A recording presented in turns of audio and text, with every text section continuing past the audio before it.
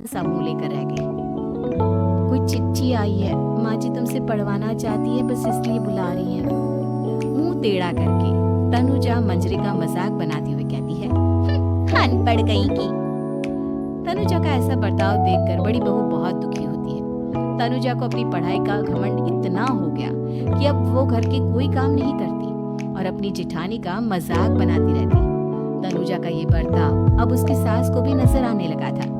एक दिन शांति ने अपनी बड़ी बहू से कहा, मंजरी, तनुजा हर समय तुम्हारा मजाक उड़ाती है, तुम्हें गुस्सा नहीं आता क्या? आता तो है माँ जी, लेकिन मैं क्या करूं? जब भी उसे कुछ बोलती हूँ वो और भी जली कटी बातें मुझे सुनाकर चली जाती है।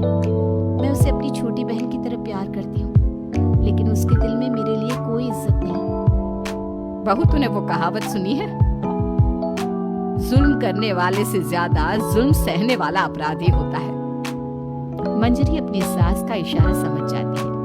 वो अपनी देवरानी को सबक सिखाने की ठान लेती है और एक दिन शांति अपनी दोनों बहुओं के साथ बैठी थी तो शांति अपनी बड़ी बहू से पूछती है, अरे बहू, शाम होने को है, कुछ सोचा है क्या बनेगा खाने में? माँ जी, मेरे तो सर में बहुत दर्द है आज। मेरी प्यारी देवरानी ही कुछ अंग्रेजी खाना बनाकर खिलाएगी। सुना है पढ़े लिखे लोग अंग्रेजी खाना बहुत अच्छा बनाते हैं, क्यों तनुजा? इतना कहकर मंजरी अपनी सास की ओर देखकर मुस्कुरा दी। तनुजा अपनी तारीफ सुनकर बहुत खुश हो गई। इतने में शांति कहती है, ये तो सच बात है छोटी बहू, ये तो मैंने भी सुना है। हम भी पक गए हैं बड़ी बहू के हाथ का खाना खा खा कर। तनुजा, तुम्हारी माँ भी तो तुम्हारे खाने की बहुत तारीफ करती है, आज हमें भी खिला दो कुछ अच्छा सा बनाकर। शांति की बात सुनकर छोटी बहू और आसमान पर चढ़ गई, पर उसे ये कहाँ पता था कि उसकी सास और जेठानी उसे सबक सिखाना चाहती हैं। तनुजा अपनी तारीफ सुनकर खुश तो बहुत होती है, पर सोचने लगती है, मुझे तो कैसा भी खाना बनाना नहीं आता, अब मैं क्या करूंगी? अगर मैंने इनको सच बता दिया तो मेरी सारी इज्जत मिट्टी में मिल जाएगी। अरे छोटी बहू, क्या सोच रही हो? खिलाओगी ना अपने हाथ का अंग्रेजी खाना? छोटी बहू हाँ में सर हिला देती है।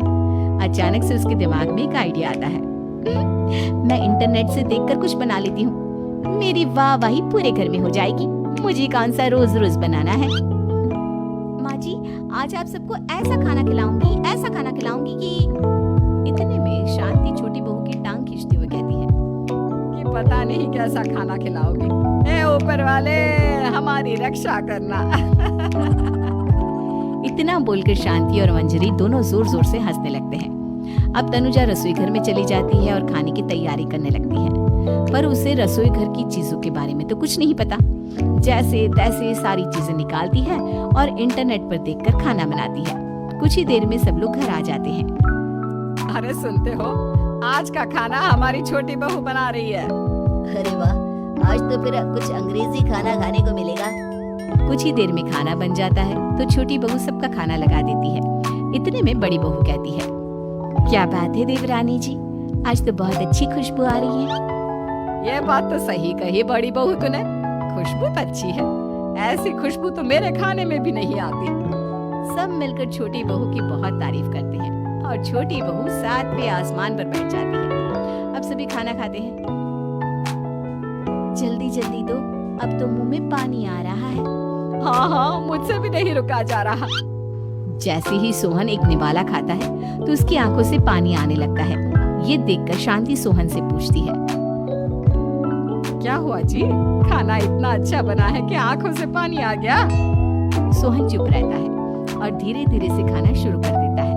इतने में सोहन छोटी बहू से कहता है, बेटे तुम भी तो खाओ, तुम क्यों रुकी हो, खाना सच में बहुत अच्छा है। ये कहकर सोहन जोर से हंस देता है। फिर सब खाना खाने लगते हैं, लेकिन खाने में नमक और मिर्च तेज हो गई थी। तनुजा से कोई कुछ नहीं बोलता, बल्कि उसे भी खाने को कहते हैं। जैसे ही छोटी बहू खाना खाती है वो पानी पानी कहकर चिल्लाती है, पानी, इस पे तो पानी। ये खाना तो सच में इतना अच्छा बना है कि हमारे साथ साथ देवरानी जी भी इसके स्वाद को कभी नहीं भूल पाएंगी। सही कहा बहू। तनुजा को अपनी गलती का एहसास हुआ और उसने अपनी सास से कहा, माँ जी, ये मेरी गलती नहीं है, इंटरनेट पर दिखाया था